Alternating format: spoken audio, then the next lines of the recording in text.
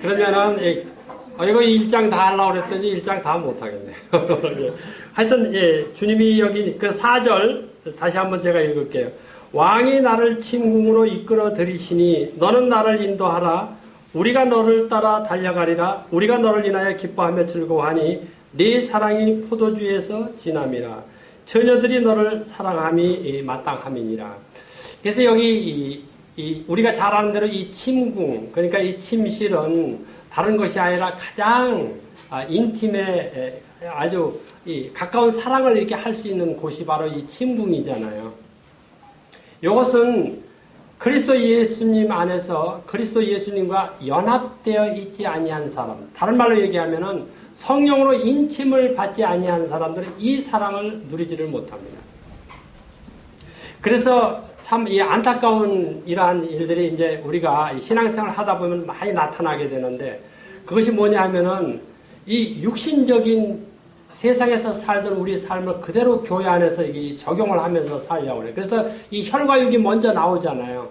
이러면은 하나님께서 우리들에게 베풀어 주신 이 귀한 사랑의 완전성이 있잖아요.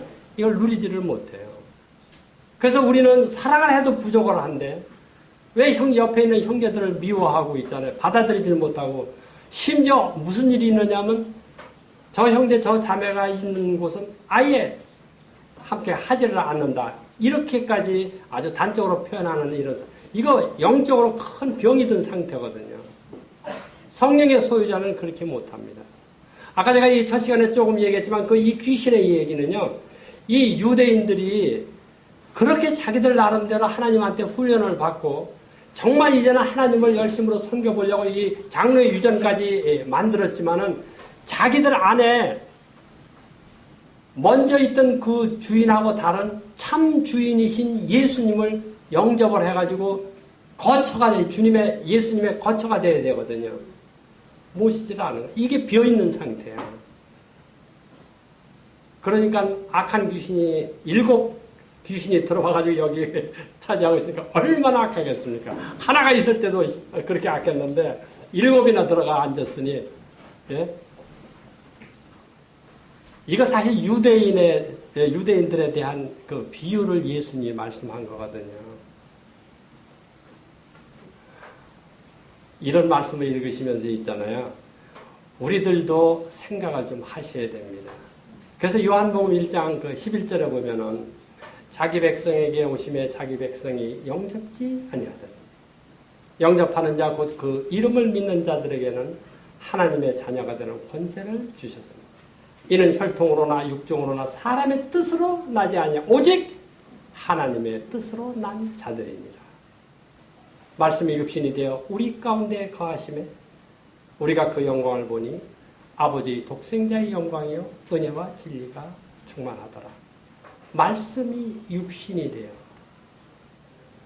이 그리스도인의 삶은 세상 사람들하고의 차이점이 있습니다. 그것이 뭐냐면 우리 세상에서 살 때는요, 밥만 먹고 똥만 싸면 살았어요. 제가 이 유치한 표현인지는 모르지만, 그러나 이제 거듭난 그리스도인들은 그렇게 못 삽니다. 이 말씀이 없이는 살 수가 없어요. 그래서 이 영적인 삶의 이 가치가 어디서부터 나오게 되느냐면, 내가 이 하나님 말씀 안에서 얼마나 사느냐 안 사느냐, 이것이 중요한 거거든요. 형제자매님들이 있잖아요. 평생 신앙생활하면서 성경 완독 한 번도 안 한 이런 분들이 있어요. 아주 비참한 겁니다.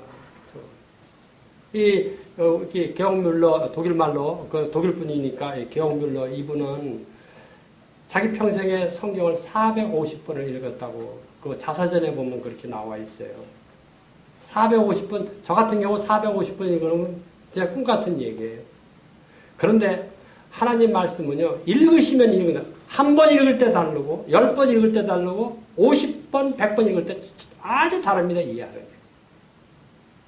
제가 있잖아요, 이 아가서도요, 정말 10번 읽을 때 전혀 이해를 못했었어요. 그리고 참 문제가 뭐냐면은, 우리가 왜 주석 같은 거 이런 걸 보잖아요. 믿음의 형제들이 이렇게 써놓은 이 좋은 것도 있지만은, 한 형제는 이렇게 표현하고 한 형제는 이렇게 이런 식으로 표현해가지고 더군다나 이 혼동이 오더라고요. 근데 이제 성경을 10번 읽고 50번 읽고 100번 읽고 150번 읽고 200번 읽잖아요. 그럼 주님 자기 자신을 나한테다가 계시를 해줘요. 뭘 통하여서? 이 말씀을 통하여서. 이게 진짜 주님을 알 수 있는 유일한 길이거든요. 이거 절대 불변합니다. 성경 말씀을 통해서 예수님 자신을 나한테 계시해 주시는 이 모습이 있잖아요.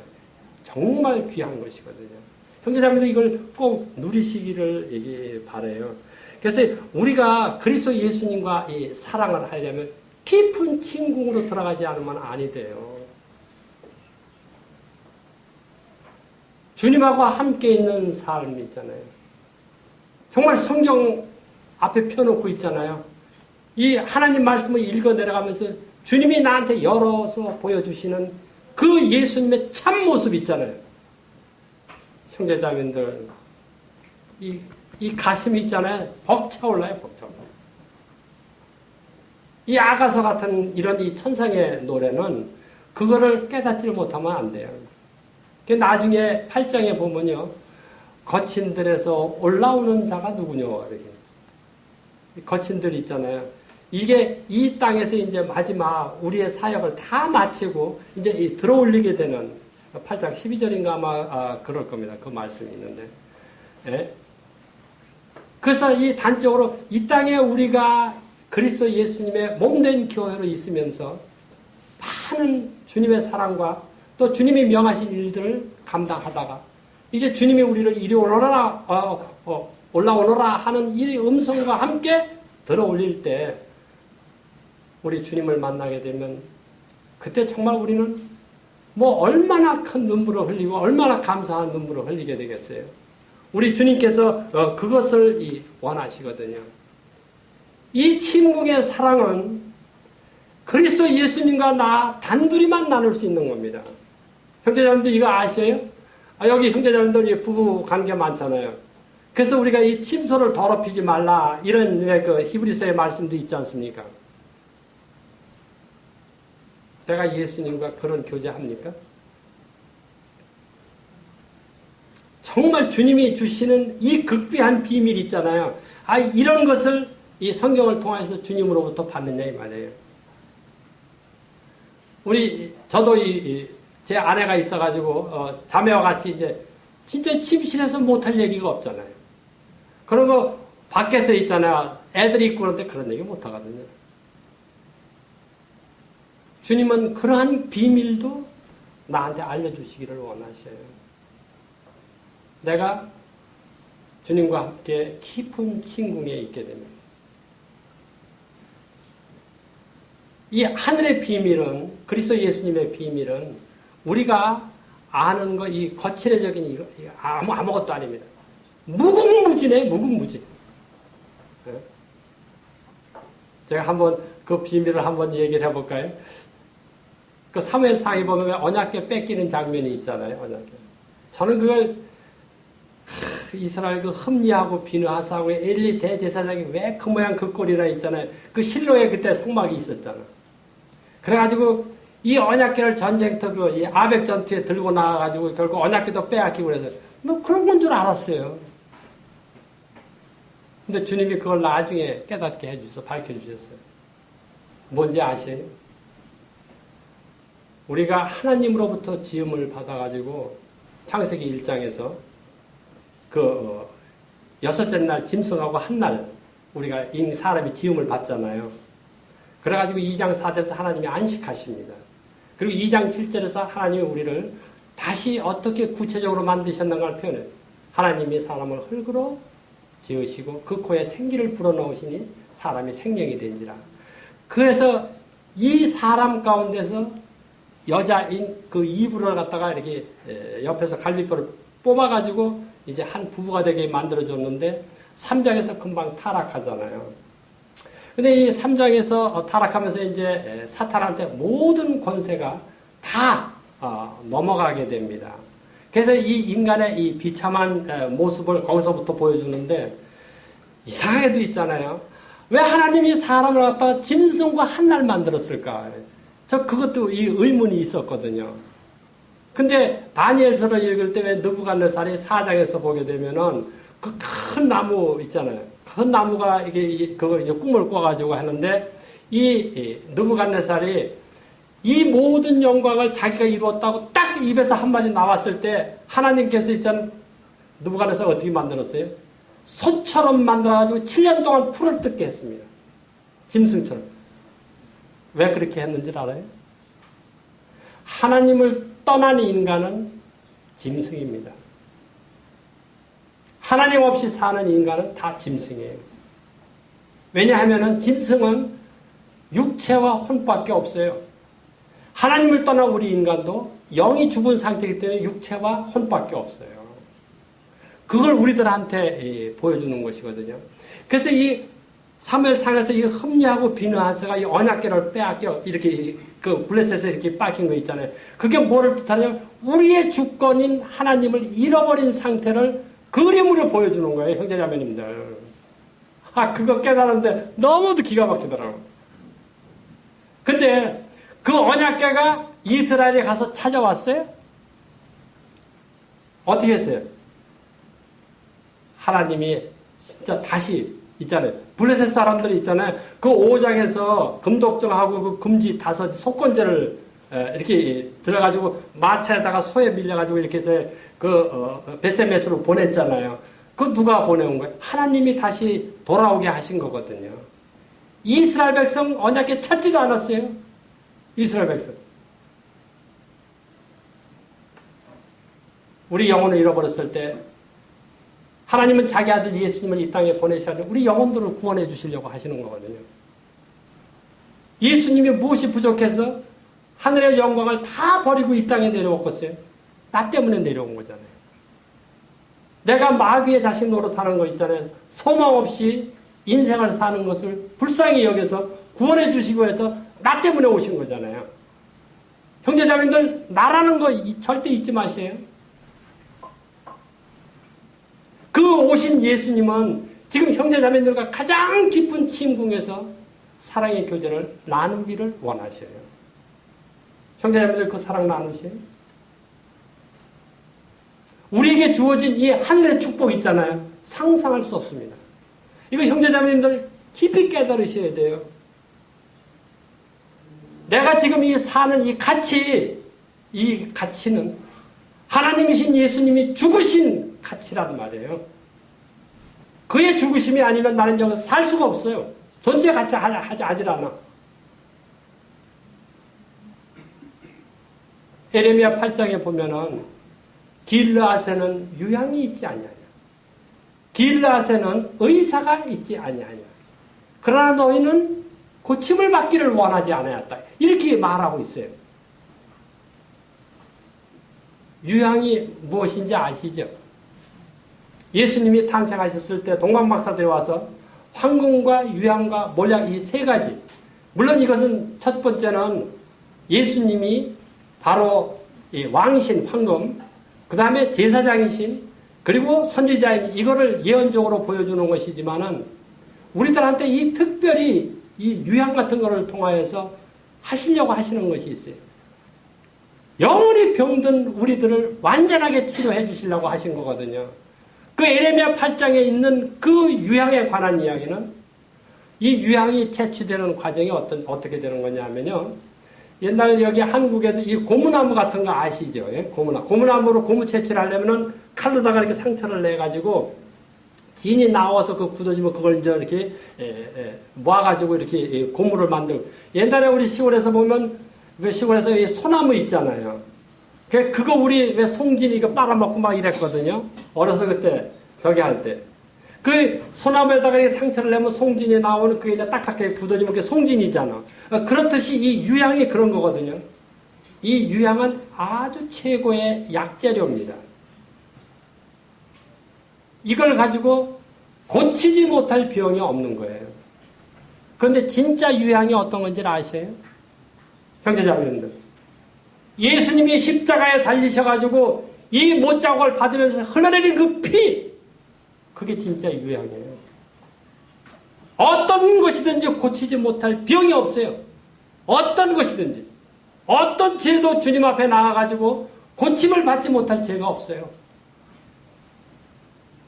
이 유향은 이 예수님을 빼면 없어. 예수님을 빼면. 우리 주님은 이 사랑을 자기 목숨을 그래서 고린도서 후서 5장 14절에 그리스도의 사랑이 우리를 강권하시는도다. 우리가 생각한데 한 사람이 모든 사람을 대신하여 죽었은즉 모든 사람이 죽은 것이라. 이게 로마서 6장이잖아요.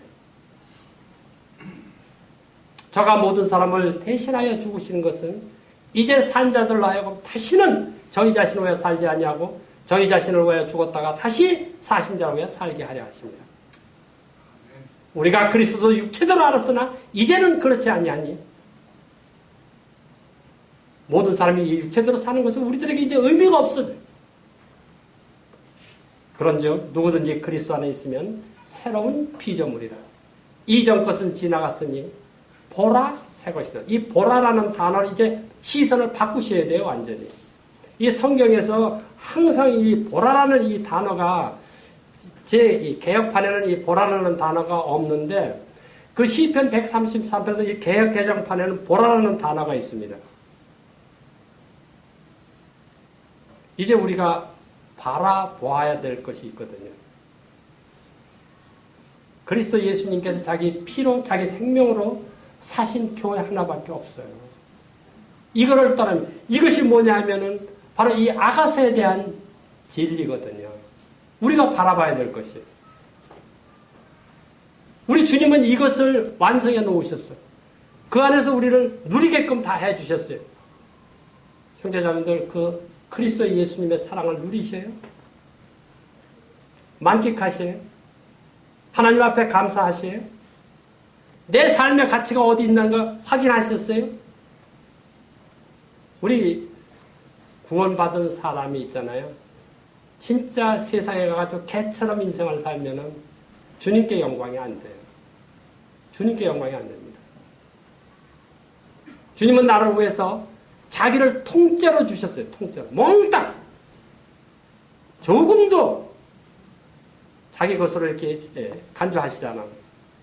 나는 그리스도 예수님께 다 드리셨어요? 우리를 바쳐진 자입니까? 그래서 구약에서 하나님을 섬기는 자들에게는 반드시 우임제를 드리도록 한 거예요. 그 우임제가 뭐냐면 이 요제, 거제 이 두 가지 제사를 드리도록 이렇게 한 것인데 그거는 자기 자신을 하나님께 바치지 아니하면 드리지 아니하면은 하나님 앞에는 쓸모가 없습니다. 하나님을 섬길 수가 없어요. 그래서 구약 때 하나님을 섬기는 제사장, 레위인, 나실인 그리고 문둥병에서 고침을 받은 요 문둥병 나병 환자가 나음을 받은 사람 요 네 종류의 사람들은 반드시 우임제를 드려야 됩니다. 그리고 요 네 사람은 반드시 기름 부음을 받아야 돼요. 우리 주님께서 이러한 것을 가르쳐 주심으로 인하여 우리들에게 하나님의 그 깊으신 진리와 하나님의 능력을 소유하게 하는 것이죠. 이 성령은 이제는 이 땅의 것, 육체를 벗어버리고 정말 하나님의 능력으로만 살게 하는 유일한 길입니다.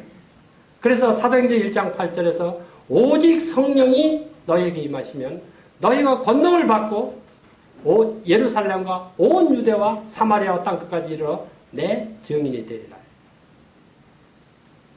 내 힘으로 내 능력으로 하나님을 섬기려고 하시면 절대 못 섬겨요. 우리는 이 성령이 주님께서 나한테 성령을 주시고 자기 처소로 삼으신 것은 자기가 내 안에서 일을 하시는 거예요. 우리 굉장히 주님을 섬기면서 착각을 합니다. 그래서 이 자꾸 사람을 나타내려고 하는데 아니에요. 우리 안에서 일하시는 이는 그리스도 예수님 한 분이에요. 성령을 통하여서. 나는 다만 그의 도구로 쓰임받는 것뿐이에요. 그의 도구. 제가 옛날 시골에서 농사를 지어봤기 때문에 시골에는 연장이 많잖아요. 뭐 쟁기도 있고 지게도 있고 뭐 낫도 있고 호미도 있고 막 있잖아요. 일하시면서 호미 보고 너 호미 오늘 수고했다. 그렇게 해본 적 한 번도 없습니다. 무슨 얘기인지 아시죠? 이 농부 있잖아요. 일한 내가 일한 것이 호미가 일한 거예요. 나는 그 호미를 도구로만 썼잖아요. 주님이 나를 그렇게만 쓰셔요. 더 이상도 이하도 아닙니다. 그런데 우리들은 굉장히 우리들에게 가치를 두고 있잖아요. 우리들을 나타내려고 합니다. 이건 근본이 안 돼 있어요. 우리들의 근본은 소망 없는 정말 마귀의 자식이었던 거 그거 하나밖에 없습니다. 거기에서 우리 그리스도 예수님께서 구원해 주시고요. 이제는 자기가 사용하는 주님의 도구로. 그래서 성전에 보게 되면은 큰 이 놋기둥이 있잖아요. 18척입니다. 18구빗이나 되는 놋기둥이 야긴과 보아스 두 기둥이 좌우에 딱 이렇게 있었어요. 그것뿐이 아니에요. 5구빗이나 되는 또 이 머리 있잖아요. 여기 중앙청에 보면 이렇게 그 코뿔이라고 하는데 그것이 또 있고 그게 5구빗이. 거기다가 또 이 놋으로다가 그물을 만들어가지고 거기다가 석류석을 있잖아요. 200개를 양쪽에 이렇게 100개씩 해가지고 200개로다가 이렇게 쫙 덮었어요. 놋은 그리스도 예수님께서 구약에서 우리들을 어떻게 섬겼는가 하는 것을 가르쳐 주시는 것입니다. 그래서 이 야기는 저가 세우리다. 저가 세우리다. 이 교회에서 일하시는 분이 예수님이 아니시면요. 성령을 통하여서 이 교회 가치 하나도 없어요. 성령이 일하실 때 이 교회는 영광을 덧입게 되고 하나님께 영광을 드러내게 되는 거예요. 그래서 주인 되신 예수님이 우리 안에서 이렇게 함께 되고 이 머리가 영광을 받아요. 그래서 성령은 절대 요한복음 14, 15, 16장에서 보여주시는 대로 자기 자신을 나타내지 않습니다. 성령은 100% 그리스도 예수님만을 나타내요. 99%도 아니에요. 성령은 절대 자기한테 예배드리라고 기도하라고 이거 절대 성경에 단 한 군데도 없어요. 성령이 일하실 때는 항상 그리스도 예수님이에요. 메시아이신 그리스도 예수님 있잖아요. 이거 철저하게 아셔야 됩니다. 그 다음에 왼쪽에 있는 보아스라는 이거는 저에게 능력이 있다라는 것이거든요. 우리 그런 말 잘합니다. 저 형제님은 하나님의 큰 능력을 소유한 분이다. 이런 얘기 하죠. 웃기는 얘기예요. 인간은 그런 능력이 없어요. 오직 능력은 그리스도 예수님 한 분뿐이에요. 그래서 예수님께서 성령을 통하여서 일하시는 거예요. 저에게 능력이죠. 그래서 우리 안에 성령을 주신 거거든요. 우리로 하여금 하나님의 일을 하도록 하기 위하여서. 그래서 우리가 주님을 기쁘시게 하면요. 그래서 이 나시린들이 머리를 안 깎는 이유가 바로 그런 것이거든요. 그걸 우리들한테 가르쳐 주는 거거든요. 이 아가서를 통하여서 주님께서 우리들에게 그거를 아주 열심으로 이렇게 보여주시는 거예요. 그 다음에 여기 이제 5절에 보면 예루살렘 여자들아 내가 비록 고무나 아름다우니 게달의 장막 같을지라도 솔로몬의 휘장과도 같구나. 이 말씀이 바로 예수님 이게 어떤 이렇게 주석을 한번 제가 봤는가 아니면 어디 카세트를 들었는가 하는데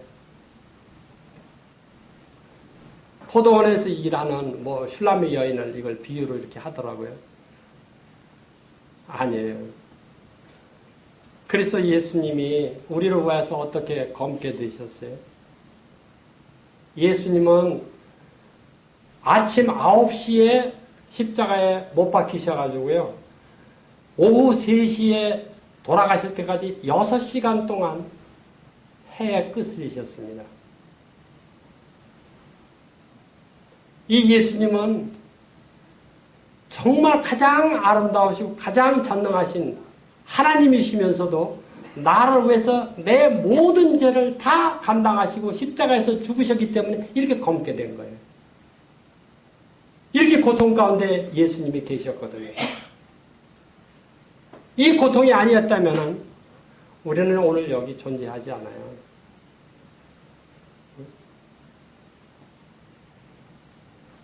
참 이 주님께서 이런 걸 통해서 아름다우니 게달의 장막 같을지라도 이 게달은 이스마엘의 둘째 아들이거든요. 이름이 있잖아요. 그러니까 이게 이 육체를 이야기하는 거거든요. 예수님께서 이 땅에서 육체를 입고 오셨을 때 근데 솔로몬의 휘장과도 같구나. 이 예수님이 입으신 이 인간이 예수님이 이 땅에 계실 때 있잖아요. 아무도 알아보지 못했습니다. 제자들도 이걸 몰랐어요. 제자들도. 근데 저는 항상 이상하게 생각한 것이 말이지. 그 요한복음 13장에서 있잖아요. 줄을 팔자가 누구니까 왜, 요한복음 13장이던가? 아니면 왜, 성찬식 하면서 있잖아요. 그래서 예수님께서 마가복음 14장에 보면은 그 말씀이 있지. 성찬식 하면서 나와 함께 손을 넣어가지고 떡을 떼는 자가 있잖아요. 나를 팔자라고 이렇게 예수님이 얘기를 했는데도 이상하게 제자들이 그 사람이 가룟 유다인데도 가룟 유다가 예수님을 팔자는 걸 몰라요. 왜 몰랐을까요? 이게 주님의 신비고 바로 성경의 비밀이거든요. 그때는 필요치 않았기 때문에 예수님께서 그 제자들에게 이것을 깨닫게끔 이렇게 계시를 안 해주신 거예요. 근데 말씀은 분명히 나와 함께 떡에 손을 넣는 자, 이 자가 나를 팔자라고 이렇게 얘기를 하셨거든요. 자기의 사랑하는 제자가 자기를 팔 것을 예수님은 아셨어요. 그러면서도 그 길 가시는 것을 조금도 주저치 않았어요. 우리 만약에 이 형제 자매가 함께 하는데 나를 배반하고 그리고 나를 모욕한다거나 아니면 나를 후욕을 한다거나 하면 얼마나 괘씸합니까? 예수님은 그런 거 물론 상관을 전혀 안 하시지는 않았겠지만은 그러나 자기 갈 길을 묵묵히 가신 거예요. 왜 가셨어요? 나를 위해서 가셨거든요. 예수님이 가시는 이 발걸음을 멈추시지 않으셨어요. 우리 주님은 그렇기 때문에 우리가 볼 때 참으로 이 주님께서 완성해 주신 이것은 하나님이신 본체이신 하나님이신 예수님께서 이러한 고통과 아픔을 당하시면서도 다 이것을 감당해 주시고 6절 내가 일광에 찧어서 거무스름할지라도 헐겨보지 말 것은 내 어미의 아들들이 노하여 포도원 지기를 삼았어. 이제 이해가 되잖아요. 진짜 예수님은 포도원 지기시거든요. 포도원을 지키러 이 땅에 오신 분이십니다. 그래서 이 농부로서 있잖아요. 요한복음 15장에서 이 아버지가 농부라는 것을 그리고 자기는 포도나무라는 것을 이렇게 말했지만은 예수님께서 그러나 실질적으로 예수님은 이 땅에 계시면서 정말 일하는 일꾼으로서 우리들을 섬기고 자기 목숨을 내어주시기까지 하신 것이잖아요. 그 다음에 내 마음에 7절 내 마음에 사랑하는 자야 너희 양떼 먹이는 곳과 오정에 쉬게 하는 곳을 내게 구하라. 내가 네 동무 양떼 곁에서 어찌 얼굴을 가리운 자같이 되랴. 예수님이 이 땅에 오셔서 일을 하시면서 절대 자기 얼굴을 가리우시지 않았습니다. 항상 자기를 나타내시면서 그리고 유대인들이나 아니면 서기관과 바리새인들 대제사장이 예수님을 죽이고자 해도 하나님의 아들이라는 이 말을 절대 숨기지 않으셨습니다. 그런데 그 단어 자체가 하나님의 아들이라는 이것 때문에 결국 예수님은 죽임을 당하시잖아요. 우리 사람들은 자기 정체를 나타낼 필요가 없을 때는 나타내지 않지 않습니까? 그런데 이 주님은 이 땅에 계시면서 자기가 과연 누구인가를 처음서부터 끝까지 다 말씀했어요. 그래서 이 사도 베드로 같은 경우는 3번씩이나 이렇게 교제를 하고 자기 이 예수님이 이름이 어떤 분인가를 이렇게 나타내 주시고 더군다나 이 마태복음에서 보게 되면 14장에 그 말씀이 있는가요? 무리를 이렇게 걸어오시는 예수님을 보고 주시었던 나로 오라 하소서. 하니까 예수님께서 오라 하니까는 베드로 이렇게 이 무리를 이렇게 걷지 않습니까? 이거 우리 이런 사건을 보게 되면은 그냥 쉽게 읽어 넘어가잖아요. 인간으로서 최초로 무리를 걸은 사람 베드로밖에 없어요. 베드로가 거기 무리를 어떻게 걸었을까요? 예수님이 오라 하는 그 말씀을 의지하고 그냥 배에서 나온 거예요. 배에서. 그래서 예수님께서 무리를 걸어 가시면서 보여주신 그 의미가 무엇이에요? 왜냐하면 온 천하의 대주제가 주인이 예수님이시라는 걸 우리들한테 가르쳐주는 것이죠. 물도 있잖아요. 이것은 그걸 뭐라고 그래요? 물리학적으로 있잖아요. 이거 불가능합니다. 사람이 물 위에 이렇게 걸어간다는 것은 우리 인간적으로 생각할 때 이거 불가능해요. 근데 예수님이 말씀하시면은 이 물도 예수님을 받쳐줘야 돼요. 이것이 바로 하나님의 능력이시거든요. 우리는 지금 그 예수님과 함께 상관하는 자예요. 그 예수님과 함께 연합된 자고 그 예수님과 함께 한 몸이 된 자들이거든요. 이 땅의 것은 우리들에게 의미가 없습니다. 우리는 이 천상의 축복을 받은 이 귀한 사람들이거든요. 그래서 이 형제자매님들 참 이 아쉬운 것은 이 아가서를 전체적으로 이렇게 공부를 하셔가지고요. 여기 나중에 보게 되면은 영적으로 물론 우리가 어려워질 수도 있어요. 근데 그것을 이 회복하는 길 이런 것도 다 여기 나와 있거든요. 이 뒷장에 이렇게 가보시면요. 여기 그 다음에 7절 8절 여인 중에 어여쁜 자야 내가 알지 못하겠거든 양떼의 발자취를 따라 목자들의 장막 곁에서 너의 염소 새끼를 먹일지라. 이게 이제 이 교회가 어떻게 이 땅에서 존재하며 그리고 무슨 일을 해야 할 것인가를 이렇게 가르쳐주는 아주 이 귀중한 말씀이거든요. 우리들은 여기 보이는 대로요. 봐보세요. 여인 중에 어여쁜 자야 내가 알지 못하겠거든 양떼의 발자취를 따라 목자들의 장막 곁에서. 이 양떼는 우리가 잘 아는 대로 영혼들이거든요. 우리 주님 안에서 정말 이 그리스도 예수님의 양떼가 된 이러한 사람들을 여기서 이렇게 표현을 하고 있는데 이 발자취를 따라 목자들의 장막 곁에서 너의 염소 새끼를 먹이지. 이 염소 새끼는 항상 이 속죄제를 드리는 이 제물입니다. 물론 이 번제로 드릴 때도 송아지와 그 다음에 양과 그 어린 양과 그 다음에 이 염소를 이 번제로 드리는데 이 번제로 드릴 때나 이 속죄제로 드릴 때나 항상 우리 이 짐승을 통하여서 하나님께서 무엇을 보여주시느냐 하면은 바로 이 번제는 우리 그리스도 예수님의 사람들이 예수님의 죽으심이 아니면은 우리는 도무지 살 가치가 없다는 것을 번제를 통해서 보여주거든요. 이 속죄제는 우리들의 죄를 감당해 주신 이 예수님을 보여주는 것이요. 이 번제는 죄와는 상관이 없습니다. 그래서 이 번제하고 소제는요. 아침 조석으로다가 아침에도 그 다음에 저녁에도 꼭 제사를 드리는 그 제사를 드리는 시간이 아침에 3시하고 저녁에 그 9시예요. 아까 제가 그 마태복음 20장에서 얘기한 대로 예수님이 십자가에 못 박힌 시간과 예수님이 십자가에서 운명한 시간이 있잖아요. 구약의 1500년 동안 번제와 그 소제를 드리는 시간이었단 말이에요. 하나님이 정하신 시간이거든요.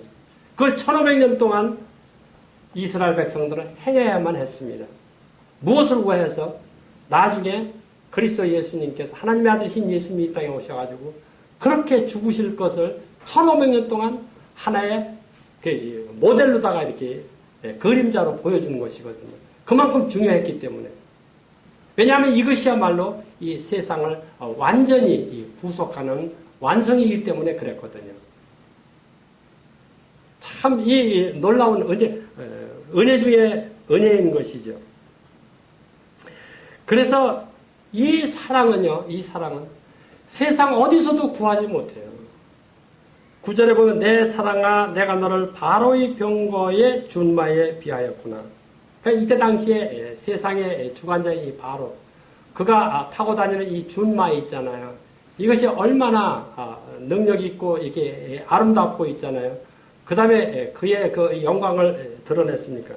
그런데 거기에 준하면서 이 예수님이 우리를 사랑하는 이 사랑은요, 우리 형제자매님들 이 깊은 사랑을 주님 안에서 날마다 깨달으셔야 됩니다. 그리고 그리스도 예수님과 함께 누리셔야 돼요. 예수님은 모든 걸 다 나를 위해서 쏟으셨어요. 근데 우리는 때로는 어처구니 없는 인생을 이 땅에서 살잖아요. 주님과 상관이 없는 인생.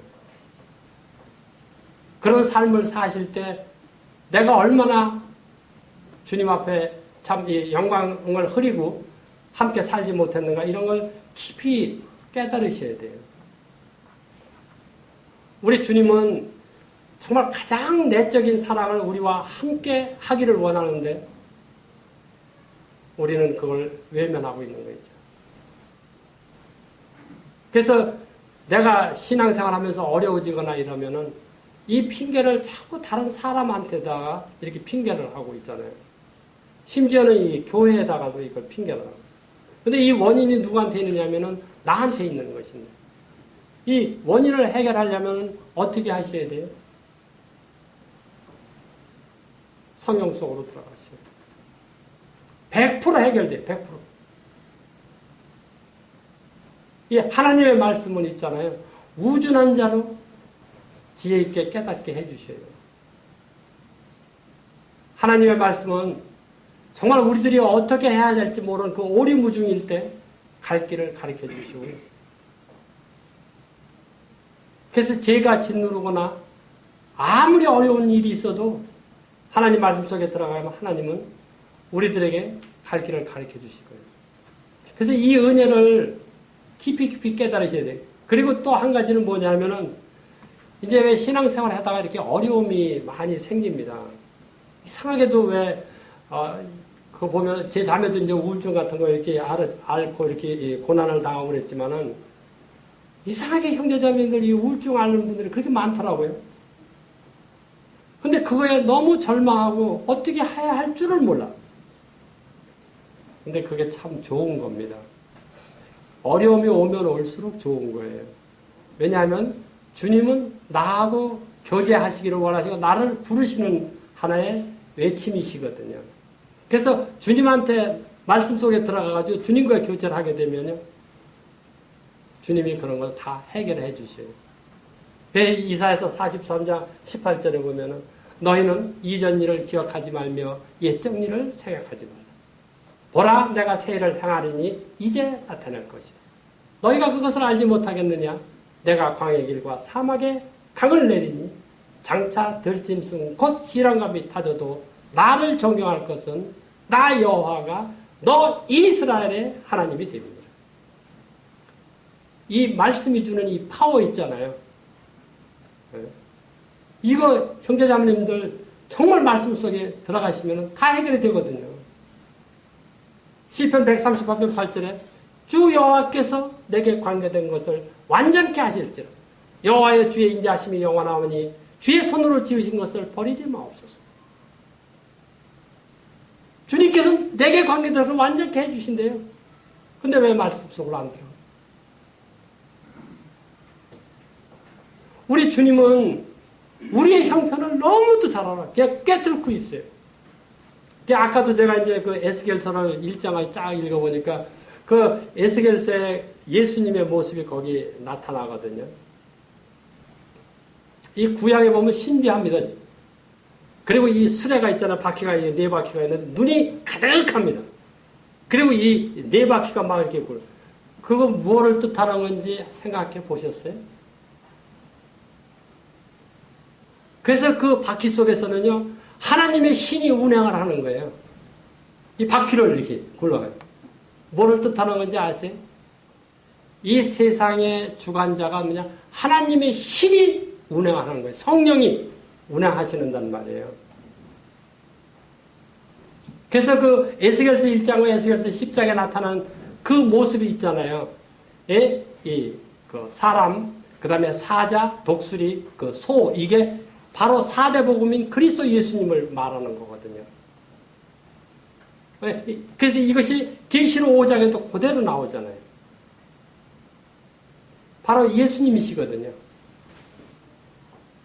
이 성경이 전체가 전부가 자기 아들 예수님을 나타내시고 이 예수님을 통하여서 이 병들고 죄악 가운데 소망 없던 우리들에게 참으로 건강을 회복하게 할 뿐만 아니라 참 삶을 주시는 분이 예수님이라는 걸 가르쳐 주시잖아요.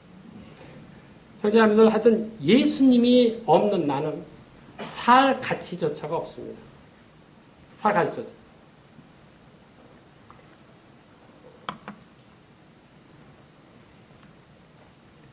여기 10절에 보면 내 두 뺨은 따은 머리털로 내 목은 구슬꿰미로 아름답구나.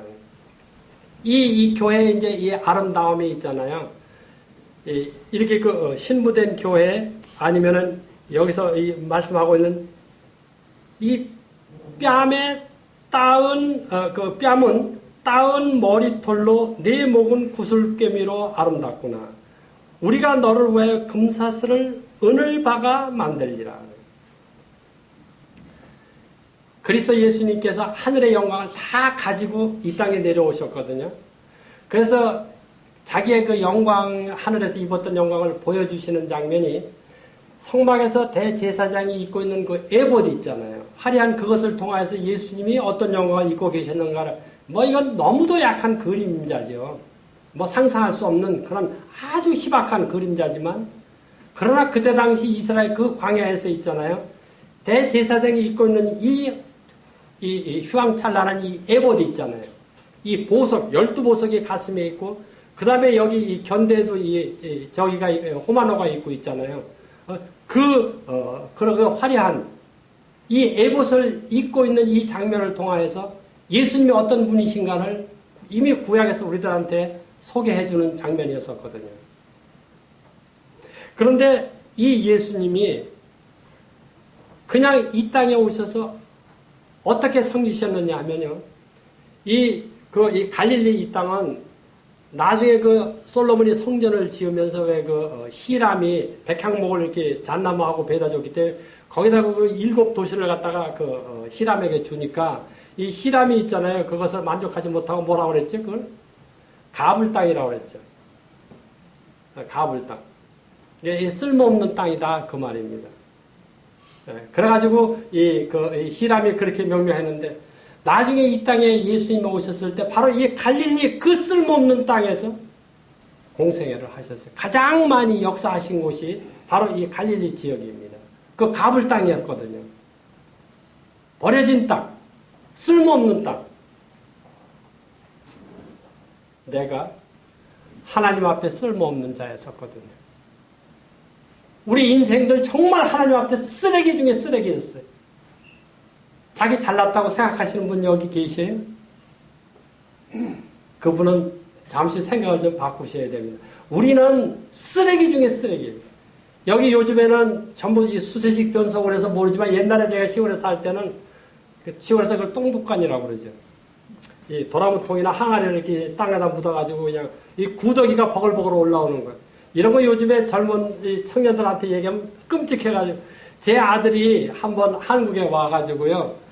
그 시골에 가가지고 대변을 보는데 그 장면을 본 거예요. 그래가지고 기절을 해가지고 다시는 시골 안 간다고. 우리 제 큰아들 기석이가 그 전에 그랬거든요. 근데 저는 그런 거 있잖아요. 어려서부터 그게 내 집처럼 들락날락거렸으니까 그렇게 살아왔잖아. 그 구더기가 나였었거든요. 구더기 같은 너 야고방. 그렇게 미천하고 쓸모없는 난데 봐봐요. 이 하늘의 황태자를 만들어 주셨잖아요. 지금은 이제 그리스도 예수님과 한 몸이 된 그리스도 예수님의 사랑을 마음껏 누리는 이러한 자로 만들어 주셨잖아요. 이 영광이 얼마나 위대한 것이에요. 이거 우리 이 가치를 아세요? 우리는 주님께 아무리 감사해도 아무리 만입이 있어도 이건 평생 감사를 못해요. 예수님은 이거를 완성을 해주시고 내게다 주신 거예요. 이거 우리 누릴 줄 아셔야 되거든요. 그래서 이 어떠한 아픔과 어려움이 있으시잖아. 그거는 주님이 자기와 더 가까운 교제를 원하시기 때문에 주는 아픔입니다. 그래서 얘가 이제 카운슬링 할 때 이제 어떤 자매님들이 많이 그 우울증에 대해서 주님을 그렇게 원망을 해요. 예, 그래서 그 왜 성경에 보면 너희가 성경도 하나님의 능력도 알지 못하였다 이제 그 예수님이 이렇게 말씀하시면서 하시는 얘기와 같이 정말 예수님에 대해 너무 모르기 때문에 그렇게 원망을 하거든요. 근데 이 성경에 들어가셔가지고 이 예수님과 교제를 하지 않습니까? 깊은 교제를 하게 되잖아요. 우리는 정말 10,000번 감사해도 다 감사가 안 됩니다. 매일매일 우리 주님이 내게 베풀어 주신 이 하늘의 영광이 있잖아요. 이걸 우리는 그냥 요만큼 소유하고 있는 게 아니라 몽땅 통째로 나한테 주신 거예요. 그것을 나는 마음껏 누리는 자가 된 것이거든요. 그것을 우리 마음껏 누리시면서 주님께 영광을 돌리는 삶을 사셔야 되거든요. 이 교회에 숨겨진 비밀이 있잖아요. 요것만 제가 이제 말씀하고 제가 마칠게요. 제가 지난번에 왔을 때 선악과에 대한 이 비밀에 대해서 이렇게 말씀한 적이 있습니다. 이 칠판을 좀 사용해도 될까요? 잠깐.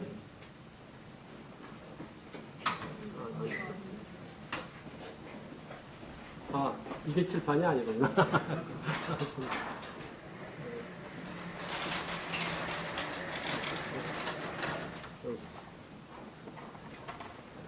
우리가 이 전도하다 보면은 이 선악과에 대한 이것이 큰 문제거든요.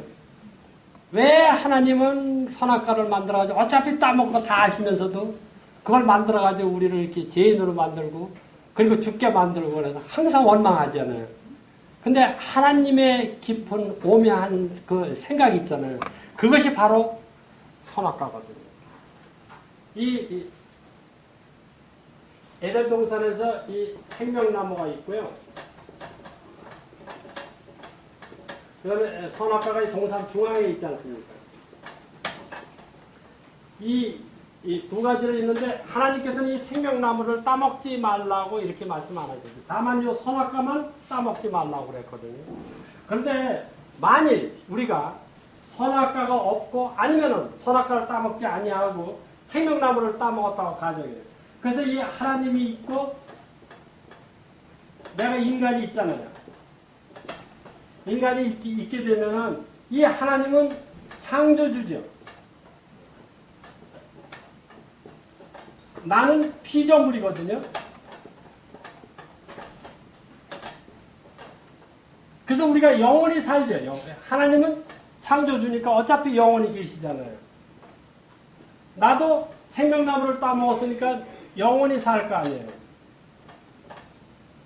그죠? 예? 그럼 이것이 이제 나란히 꼴이에요. 우리하고 나하고 하나님은 합쳐질 수가 있어요, 없어요?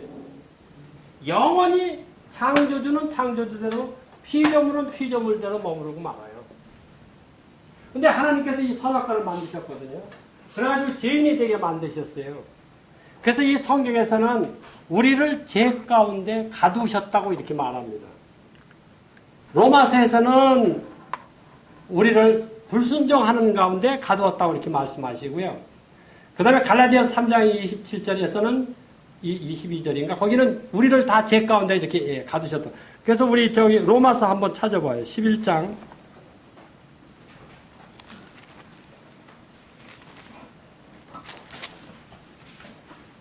32절 하나님이 모든 사람을 순종치 아니하는 가운데 가두어 두심은 모든 사람에게 긍휼을 베풀려 하심이라. 이 긍휼이라는 말은 악을 악으로 보지 아니하고 아주 불쌍히 여기는 마음 있잖아요. 이건 하나님만 우리들에게 하실 수 있는 것이 긍휼입니다. 우리 인간은 이걸 못해요. 우리 인간은.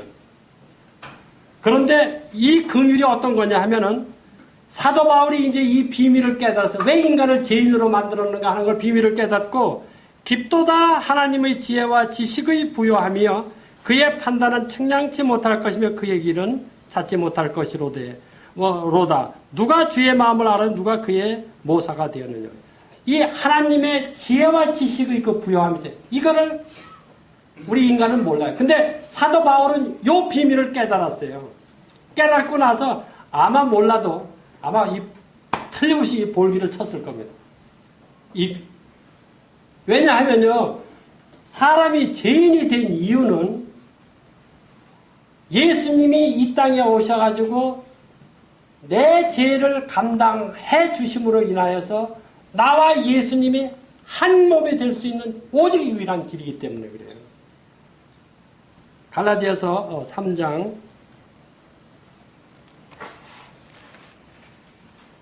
22절. 그러나 성경이 모든 것을 제 아래 가두었으니 이는 예수 그리스도를 믿음으로 말미암은 약속을 믿는 자들에게 주려 함이라.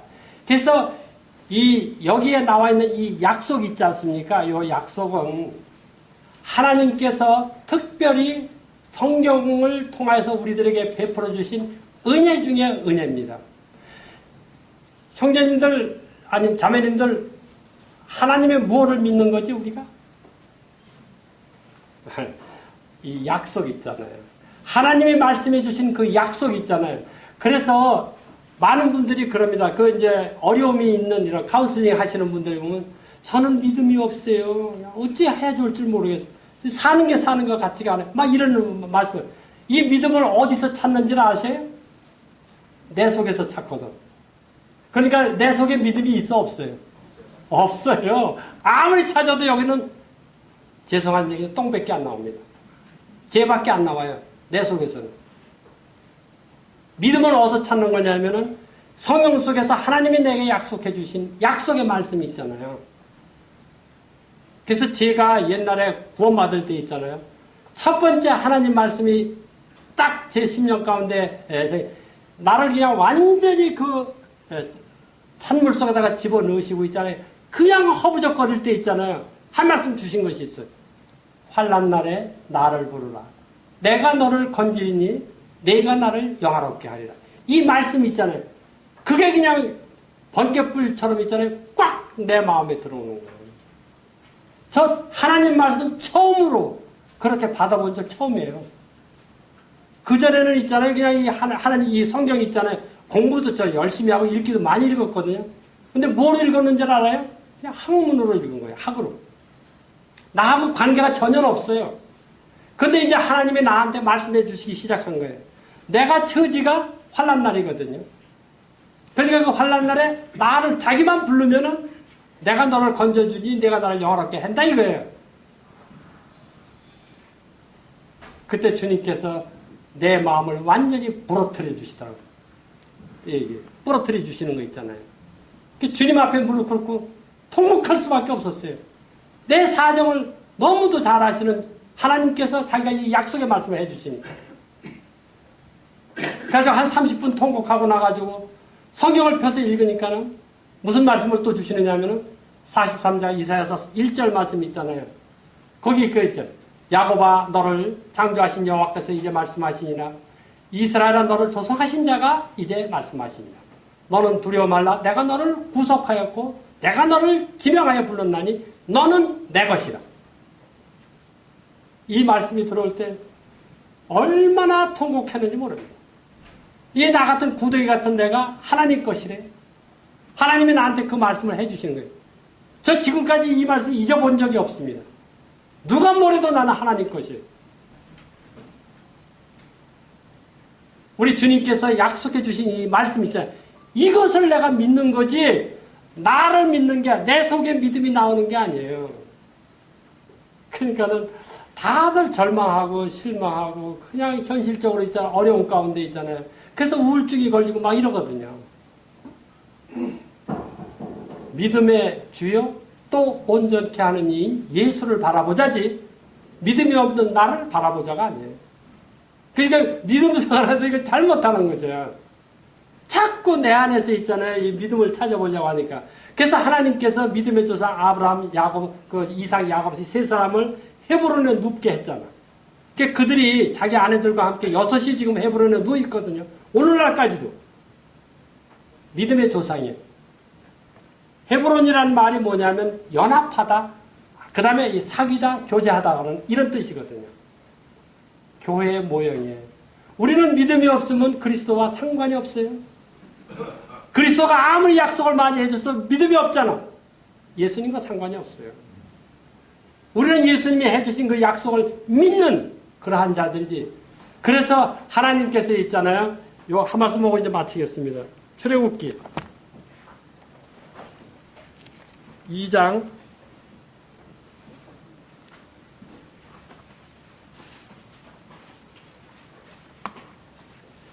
23절, 24절.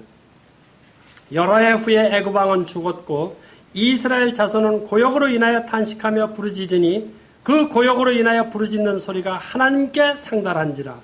하나님이 그 고통 소리를 들으시고 아브라함과 이삭과 야곱에게 세운 언약을 기억하사. 하나님이 우리를 인도해 주시고 있잖아요. 우리를 지켜주시는 이유는 자기가 약속을 했기 때문에 인도해 주시고 지켜주시는 거예요. 하나님이 약속을 안 해주셨으면 지킬 필요가 없어요. 그래서 우리들은 어떻게 되느냐 하면 왜 하나님이 약속해 주시고 나를 이렇게 버려둬요? 따져야 돼요, 형제자매님들. 그 약속의 말씀을 붙들고 늘어져야 된단 말이에요. 예를 들어서 여기 김주달 형제님이 있잖아요. 나한테 돈 1,000만 원을 준다 하는데 안 줘? 그러면 내가 허리띠에도 붙들고 왜 준다고 하고 안 주시느냐고 따져야 될 거 아니에요. 김주달 형제님은 돈이 없으니까 안 주실는지 모르지만 하나님은 얼마든지 있어요. 달라고만 하면은 주시는 분이 하나님이요. 그 하나님과 내가 한 몸이요, 우리 형제자매님들아. 한 몸! 이게 교회예요. 우리는 이 천상의 노래를 부르면서 사는 자들이에요. 주님이 인도해 주시면 나중에 이 아가서 정말 8장까지 교제하고 싶어요. 주님이 대학로 교회에 말씀이 차고 넘치는 풍성풍성한 이런 교회가 되시기를 바랍니다. 우리는 외적으로, 육신적으로 이런 거 자랑하는 게 아니에요. 정말 뭐라 그러나 내적으로 있잖아요. 이 교제를 하는, 주님과 아주 은밀한 교제하는 이러한 자들 있잖아요. 그래서 아침 새벽에 해가 뜨기 전에, 저녁에 있잖아요. 내 잠자리 들기 전에 주님과 말씀 읽고 교제하고 기도하고, 이 부부가 있잖아요, 부부. 저는 지금까지 40년 동안 있잖아요. 아침에는 우리가 말씀을 따로 보고, 일용할 따로 보고, 기도하고, 저는 출근하고 그랬지만은, 저녁에는 부부가 항상, 같이 이렇게 말씀 보고 기도하거든요. 근데 참, 자매님들이, 확실히 고집이 있더라고요. 이상하게 부부싸움을 해도 잘못했다는 얘기를 먼저 안 해요. 그런데 제가 자매하고 기도를 하려니까 제가 먼저 잘못했다고 해야 돼요. 그래서 마음을 풀어줘야 같이 말씀 안에서 앉게 되거든요. 그럼 저 나중에 당신이 잘못한 게 아니라 내가 먼저 잘못했지요. 이제 그렇게 나오는 거예요.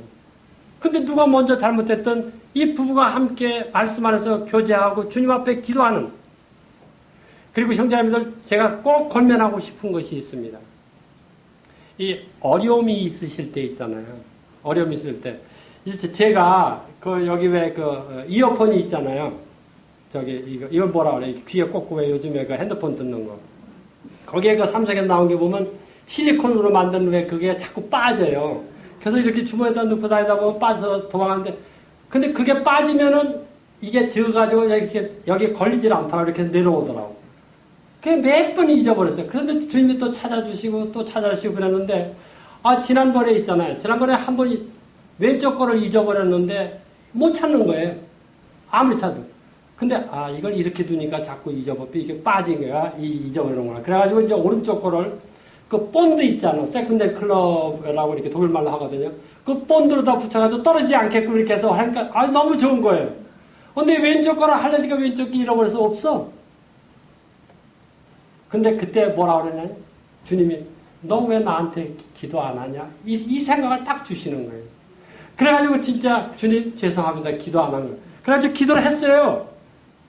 10분도 안 돼가지고 찾아주시더라고요. 주님. 근데 이 작은 거지만은 이런 어려움을 주시는 이유는 너는 나 없이는 못 산다 그거예요.